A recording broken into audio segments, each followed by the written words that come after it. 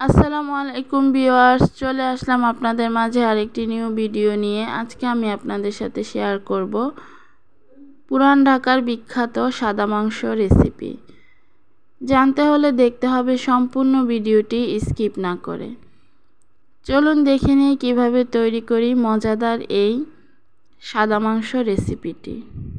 যদিও ক্যামেরায় সাদা মাংসের মতো লাগছে না, তবুও এটি সাদা মাংস, দেখলেই বুঝতে পারবেন। এখানে আমি 1 কেজি পরিমাণে গরুর গোশত নিয়ে নিয়েছি, ভালো করে ধুয়ে পরিষ্কার করে নিয়েছি। এখন আমি সবগুলো উপকরণ দিয়ে মাখিয়ে নেব। প্রথমেই দিয়ে দিচ্ছি পরিমাণ মতো লবণ, দিয়ে দেব পেঁয়াজ বাটা। অবশ্যই চেষ্টা করবেন মাংসের সাথে পেঁয়াজটা বেটে দেওয়ার, এতে করে গ্রেভিটা খুব সুন্দর আসে। দিয়ে দিলাম আদা বাটা, দিয়ে দিচ্ছি রসুন বাটা। এখন দিয়ে দিব ধনিয়া পাউডার,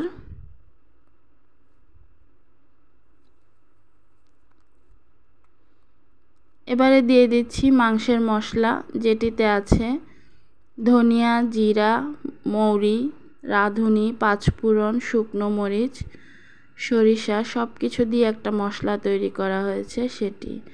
দিয়ে দিলাম 10-12টির মতো কাঁচামরিচ, 1 টেবিল চামচ চিনি, 1 টেবিল চামচ টমেটো সস। ঝাল আপনারা যে যেমন পছন্দ করেন সে অনুপাতে দেবেন। এবারে সবগুলো উপকরণ দিয়ে খুব ভালোভাবে মাখিয়ে নেব।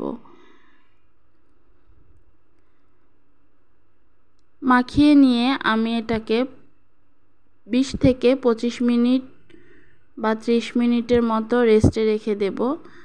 আপনারা 2-3 ঘন্টাও রাখতে পারেন, এতে করে আরও খুব ভালো রেজাল্ট পাবেন। কড়াইতে দিয়ে দিব পরিমাণ মতো সরিষার তেল। সম্পূর্ণ রান্নাটি আমি সরিষার তেলে করব, আপনারা চাইলে সয়াবিন তেল দিয়ে করতে পারেন। সরিষার তেল দিয়ে করলে খুব সুন্দর একটি স্মেল আসবে। দিয়ে দিলাম পেঁয়াজ কুচি, পেঁয়াজটা আমি বেরেস্তা করে নেব,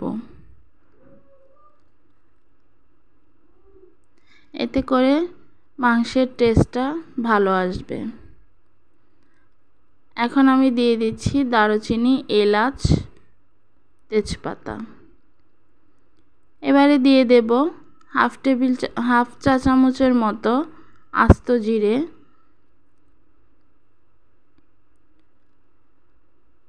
এখন আমি পেঁয়াজটা বেরেস্তা করে নেব। দেখতেই পাচ্ছেন প্রায় বেরেস্তা হয়ে এসেছে। এখন আমি দিয়ে দেব মাখিয়ে রাখা মাংসগুলো।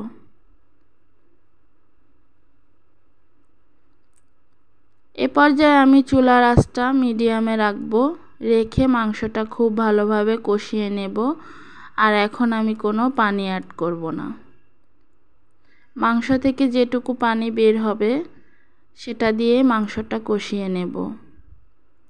আমার ভিডিওগুলো আপনাদের ভালো লেগে থাকলে অবশ্যই আমার চ্যানেলটা সাবস্ক্রাইব করে দিবেন, লাইক, কমেন্ট, শেয়ার করবেন, যেন আগামী দিনগুলো আমি এগিয়ে যেতে পারি, আরও সুন্দর সুন্দর ভিডিও নিয়ে আপনাদের সামনে হাজির হতে পারি। আর অবশ্যই পাশে থাকা বেল আইকনটি প্রেস করে দেবেন, যেন আমি ভিডিও আপলোড করার সাথে সাথে আপনারা নোটিফিকেশন পেয়ে যান। এই তো দেখতেই পাচ্ছেন আমি গোশতটা খুব ভালোভাবে কষিয়ে নিয়েছি, একটুও ঝোল নেই, সম্পূর্ণ তেল উপরে উঠে এসেছে। এবারে আমি ফুটন্ত গরম পানি দিয়ে দেব সম্পূর্ণ রান্নাটি করার জন্য। আপনারা চাইলে নর্মাল পানি দিতে পারেন, আমি রান্নার সুবিধার্থে ফুটন্ত গরম পানি ব্যবহার করলাম। এ পর্যায়ে ভালো করে নেড়েচেড়ে চুলার আঁচটা বাড়িয়ে দেব।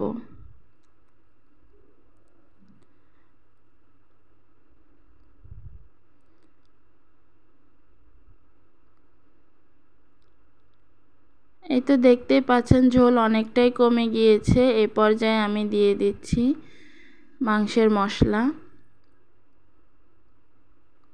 ভালো করে একটু নেড়েচেড়ে মিশিয়ে দেব। এখন আমি চুলার আঁচটা লো ফ্লেমে করে দেব, আস্তে আস্তে ঝোলটা শুকিয়ে যাবে আরও। অবশ্যই ট্রাই করবেন কুরবানির সময়। এখন কুরবানির মাংস থাকতে থাকতে অবশ্যই সাদা মাংসটি তৈরি করে দেখবেন কেমন লাগে। আশা করছি ভালো লাগবে। আমি চুলার আঁচটা অফ করে দিয়েছি, দেখতেই পাচ্ছেন মাশাআল্লাহ।